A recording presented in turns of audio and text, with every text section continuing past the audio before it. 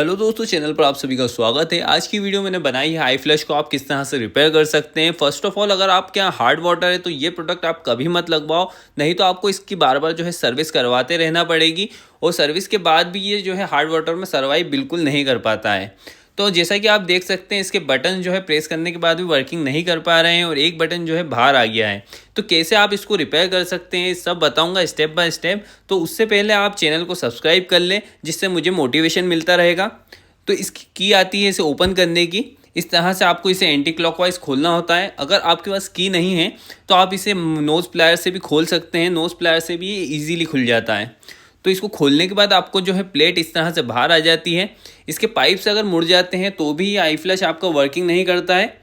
तो इसके अंदर आप देख सकते हैं स्प्रिंग जो है आउट हो गई है, तो इसकी स्प्रिंग हमें पूरी बाहर निकालना पड़ेगी। देन हम इसके अंदर स्प्रिंग को वापस लगाएंगे। बटन अगर निकल जाता है तो बटन लगाने का बहुत ही ईजी तरीका आपको मैं बता रहा हूँ। आपको जो है इस तरह से स्प्रिंग इस पर रखना है। देन आपको बटन को प्रेस करके बटन को घुमाना है, वो भी क्लॉकवाइज डायरेक्शन में। तो आपकी प्लेट के अंदर ये वापस जो है बटन टाइट हो जाएगा।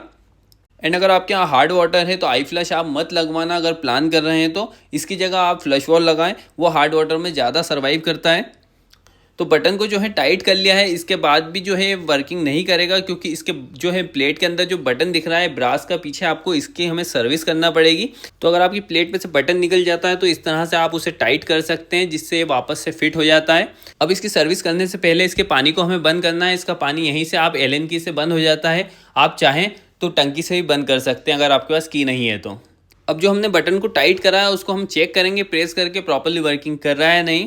तो आप देख सकते हैं इसके अंदर पानी नहीं आ रहा है, और जो ब्रास वाला बटन है वहाँ से हम अगर प्रेस करते हैं इसे तो ये प्रॉपर्ली वर्किंग कर रहा है।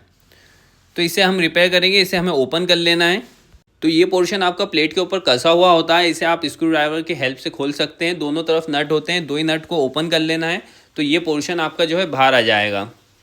और अगर इसकी सर्विस करने के बाद भी ये वर्किंग नहीं करता है तो इतना पोर्शन आप नया भी लगा सकते हैं। अगर आपके बटन अटक रहे हैं या फिर जो है प्रॉपर्ली पानी नहीं आ रहा है तो उस केस में आपको जो है इसे चेंज करना होता है। अब इसे जो है आपको पीछे से इस तरह से घुमा के खोल लेना है। ये रॉड जब हमारी प्रेस होती है तो हमारा जो है पानी आना स्टार्ट हो जाता है। तो इस रॉड को हमें जो है अच्छे से क्लीन करना है, जिससे अंदर बाहर ईजीली हो सके। तो आपको इस पोर्शन को भी इससे अलग कर लेना है, पानी को बंद कर लेना है। मैंने पानी चेक करने के लिए खोला था। इसको खोलने से पहले पानी को आपको बंद करना है। अब इसके अंदर लॉक सिस्टम होता है। ऊपर वाले पोर्शन को आप लेफ्ट हैंड साइड घुमाएंगे तो ये नीचे का जो बटन है ये इससे अलग हो जाएगा।